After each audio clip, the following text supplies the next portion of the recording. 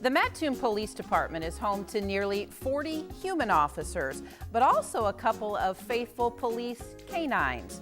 The dogs work tirelessly, partnering with their human companions on cases to find illicit drugs, locate missing individuals, or track fleeing suspects.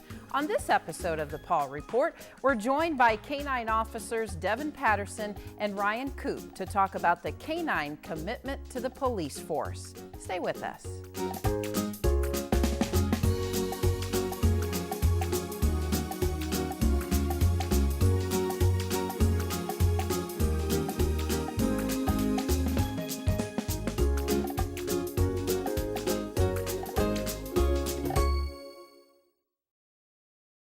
Dave's Decorating Center is a proud supporter of the Power Report on WEIU. Dave's Decorating Center features the Mohawk Smart Strand Silk Forever Clean Carpet. Dave's Decorating Center, authorized Mohawk Color Center in Charleston. Okaw Vet Clinic in Tuscola and Dr. Sally Foote remind you to properly take care of your pets and are happy to help support the Paw Report on WEIU. Okaw Vet Clinic located at 140 West Sale Street in downtown Tuscola. More information available at okawvetclinic.com. Thanks for joining us for this episode of the Paw Report. I'm your host, Kelly Runyon, and joining us today, several special guests in studio from the Mattoon Police Department. We are joined today by special K-9 officers and their handlers, Officers Ryan Koop to my far left and Devin Patterson with his dog Bane, and we also have Bix in studio with us today. So thank you both. I know your schedules are busy, and coordinating this was very thankful for you to both join us, to take time away from your schedules. And thanks for bringing the dogs in too. I'm excited to learn more about what they do and what kind of dogs they are and all that good stuff. But first I'd like to start, Devin, we'll start with you, and then Ryan, you'll follow, why the two of you decided to become officers that deal with canines on a regular basis. Sure. A part of just enjoying dogs so much, it's nice to have that extra tool on the tool belt, I guess you could say.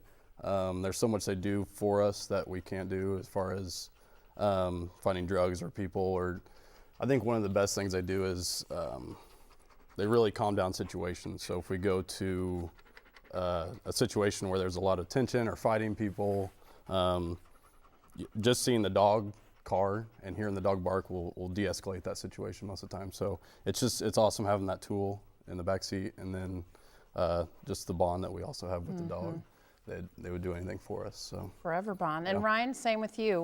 What kind of was the spark that you had that said, you know what, I think I'd like to be an officer that has a canine partner? Well, a couple different things. One being the protection aspect. At 3 a.m., if you're on the edge of town by yourself and things go bad, you've got somebody there with you. Our cars are equipped with a remote release for the door, and so if we need to deploy him, we hit a little button on our belt. We don't have to be near the car. They can come out and help us. They'll run head on into anything. The other aspect is, the canine's always in the middle of, your major incidents. You have a robbery, home invasion, shooting, homicide, whatever. They're calling you to come help, and so you get to go work. And I'm the kind of guy that if something happens, I want to be the one to get the phone call and to handle it.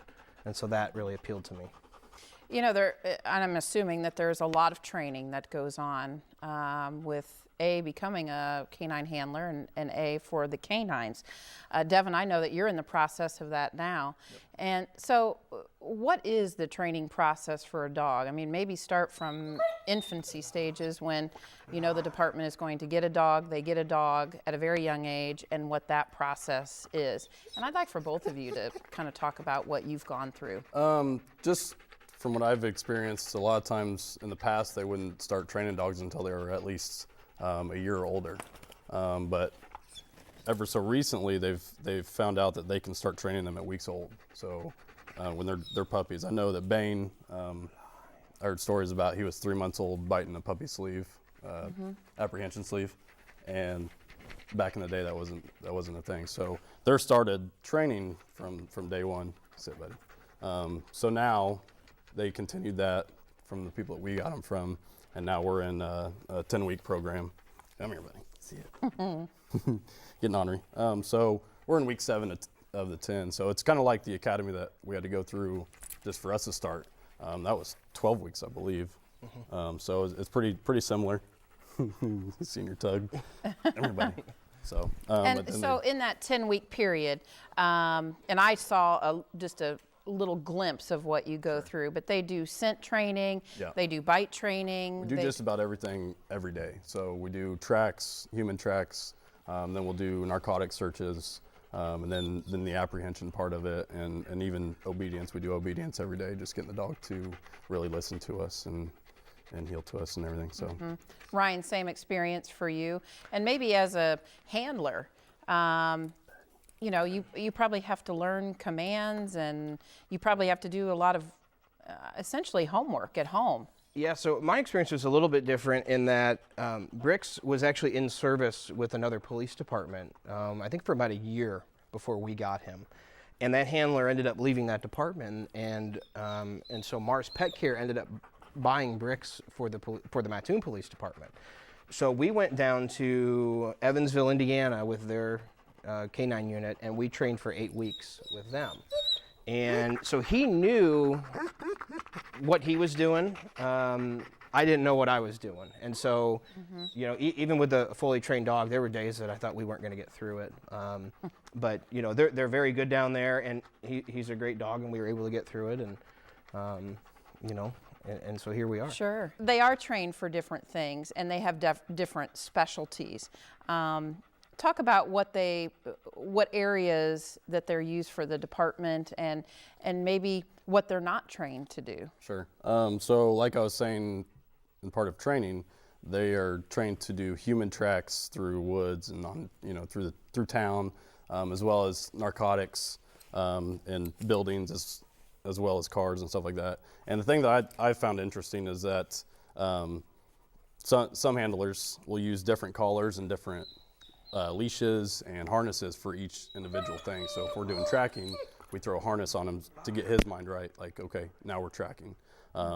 Or we'll put him on this nylon collar that tells Bane that we're going to search for drugs, narcotics.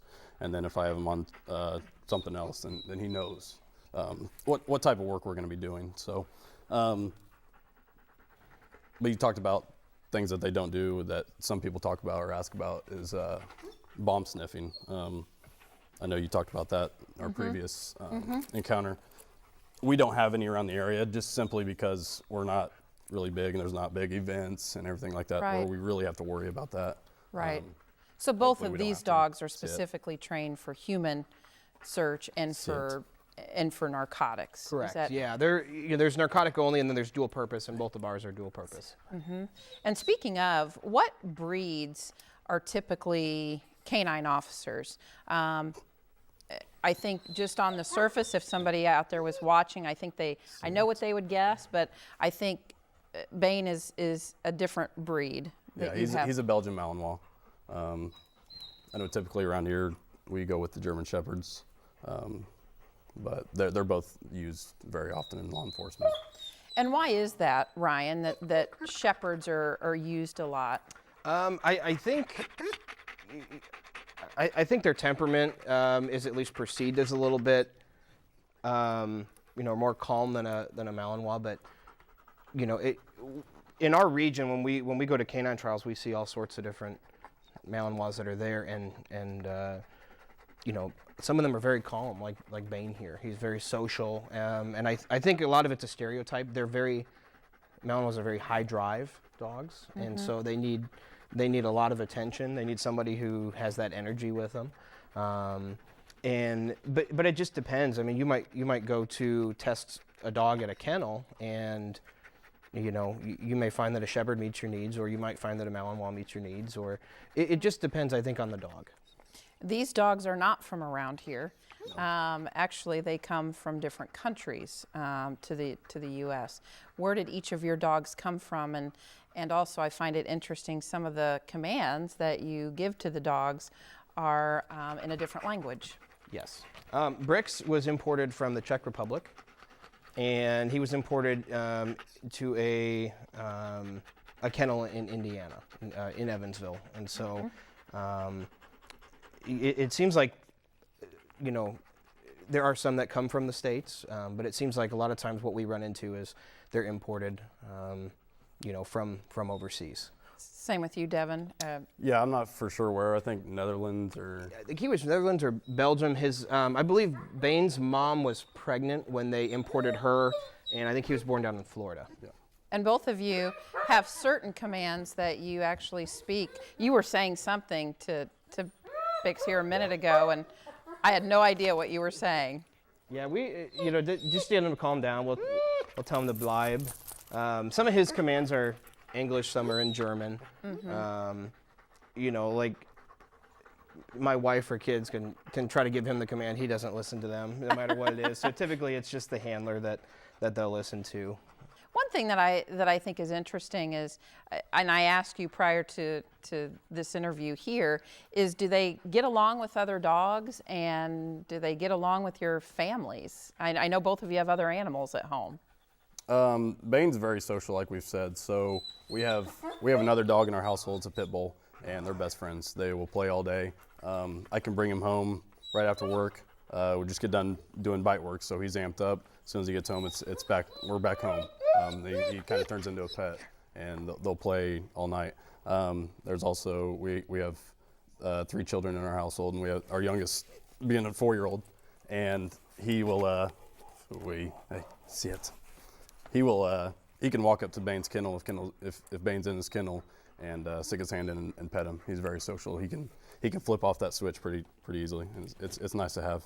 Not have to worry about anything bad happening. That's right. So.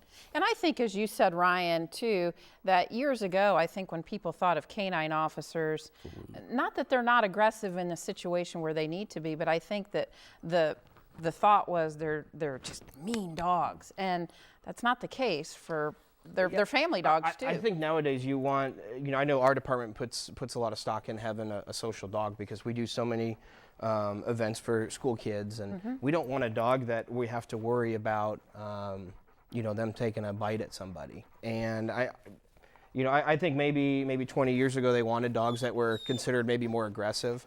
At least speaking from the dogs that we've had, I know that they can be real social, and then they can go to flip a switch and go into apprehension work, and then you put them in the car and they're back to normal here in a little bit. So I think that you can have both worlds, and I like having a dog that I can have kids come up and pet. Sure. How do you acclimate them? And I'll address this to you, Devin, because you're in the training process now. He's in training mode. Yes. How do you, once that's done, how do you get them to the department, and now he's working every day?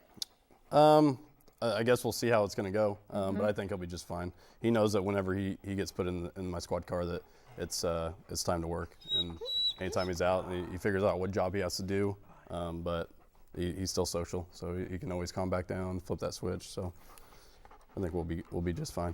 Ryan, talk about your typical work day and what his job is too. So when you get into the office of a morning, kind of take me through both of your jobs. So we start a little earlier than everybody else. So if I'm working a day shift, and we have rotating shifts, so if I go in at 6 a.m., I'm getting up at 4 to feed him.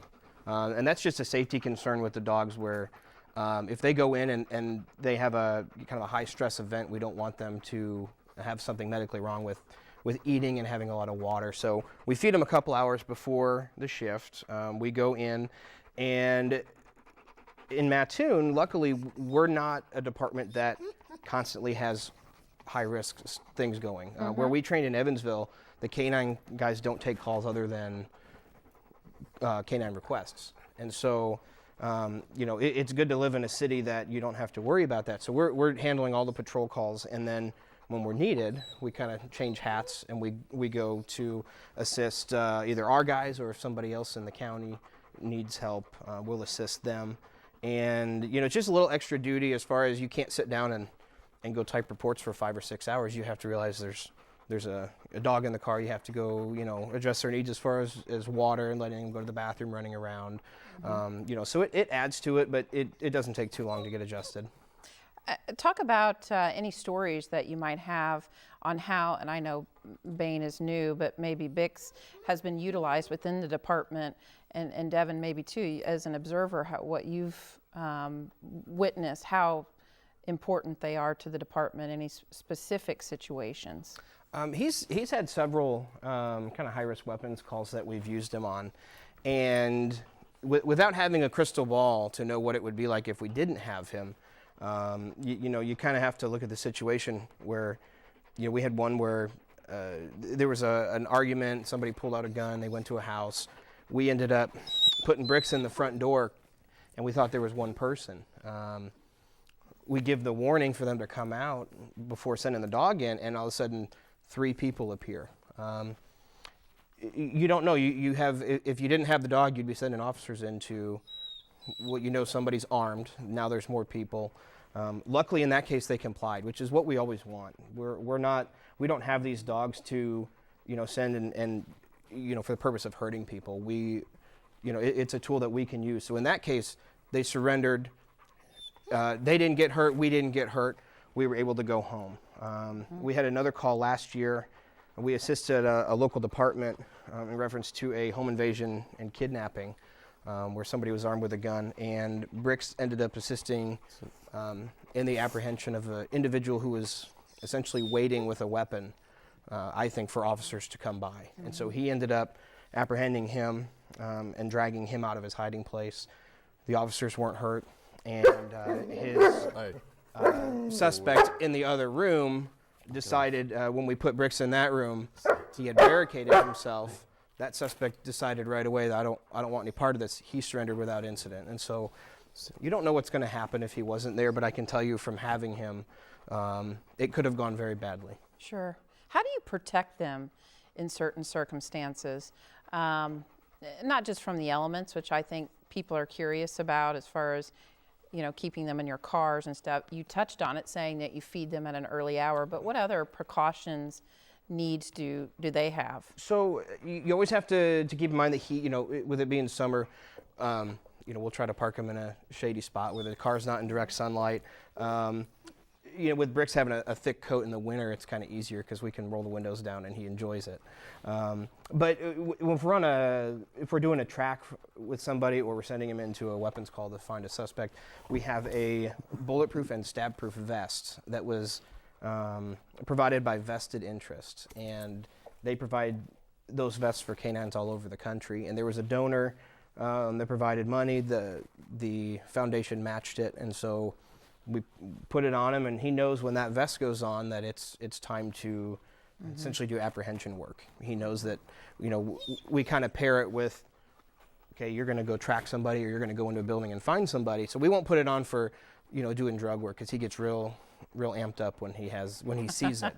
So he can kind of pair that, but that's one thing we use. Right.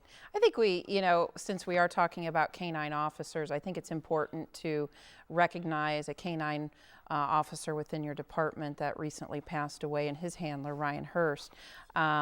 We had to say goodbye to Goro recently. Talk about his contributions, Devin, to the department, and what a loss that was. It was a huge loss, and I think this is actually better for Koop to answer, because he knew that pair so much better. I mean, I worked with Ryan a lot, but he's had years with him, so I think it's something better for him. He was special to you too, Ryan. Yeah, not only Goro, but Sergeant Hurst also. So Goro was from Von Lick Kennels, which is known worldwide. They're in Indiana. They went and tested a bunch of dogs. They picked him out. At least the story I hear from some of the other handlers is they were kind of trying to save that one for themselves. He was such an amazing dog, and you can take a dog like that. If you don't have a handler that's going to work with him, you're going to ruin the dog. Well, Sergeant Hurst was so dedicated and enjoyed it so much. They did a lot of good things. They had a lot of seizures. They were responsible for tracking and ultimately identifying a bank robbery suspect in Lerna several years ago. The dog tracked to the spot where the car parked. A neighbor said that was where someone went and got in the car, and so they were able to track it down that way. But as far as, he's just somebody who I've always looked to for help, and I know he'll continue to provide that. Sure. As he goes on, even without Goro. Gora will definitely have a special place in the department's hearts forever. Absolutely. Along with crime fighting, the two of you do a lot of community service work, and Devin, you will do with now that you're in the K-9 realm of the department. Talk about the great things that the department does with community outreach with the two dogs, different events. A lot of times we'll go to schools or nursing homes, or and just last week we went to retired teachers. They all got together for a little celebration, and we took the dogs out there and just did a demonstration, just kind of show them what the dogs are capable of, and then also just let them know that these aren't just our dogs. These are the community's dogs. These are everybody's dogs. So it's really neat, especially going to the schools. The kids, they love it, and it's nice to see that positive reaction from the kids, and to let them know that, because a lot of them, or some of them, grow up thinking that police are bad. Right. So it's good to see their faces, and they're like, hey, the cops aren't always as bad, and they've got dogs they too. got cool dogs that can do some cool stuff. So it's pretty awesome doing that as well. Ryan, you've had a chance to go to some schools, and I'm sure the first thing, and you might mention that kids may say, is he only has one eye. He's only got one eye. He had his right eye taken out in February. Before that, he couldn't see out of it. He looked normal. But I try to let the kids know that, they look to their left and their right. They're not the same as everybody. Everybody's different, and I try to tell them that just because you're different doesn't mean you still can't do what you want.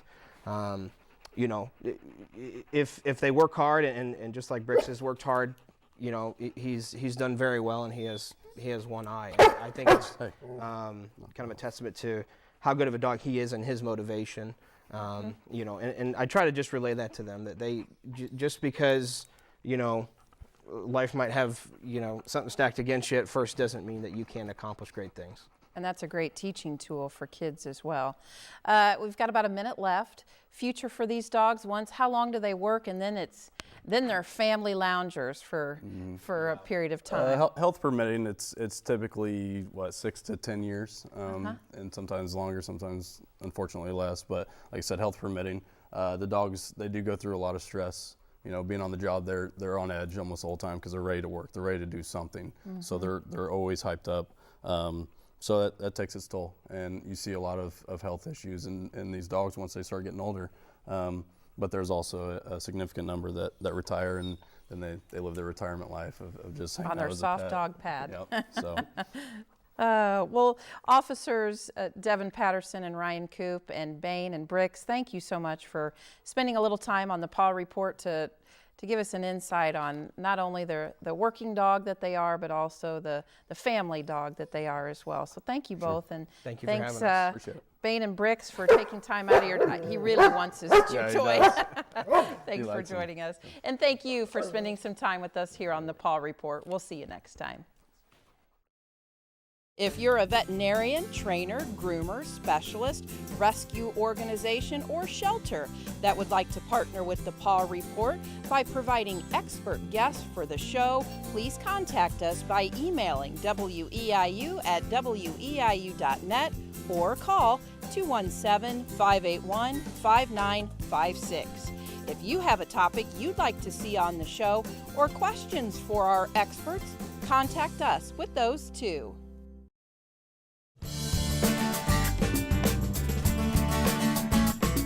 As you just heard, police canines face some scary situations on duty. So police in Wisconsin are preparing them in an actual haunted house.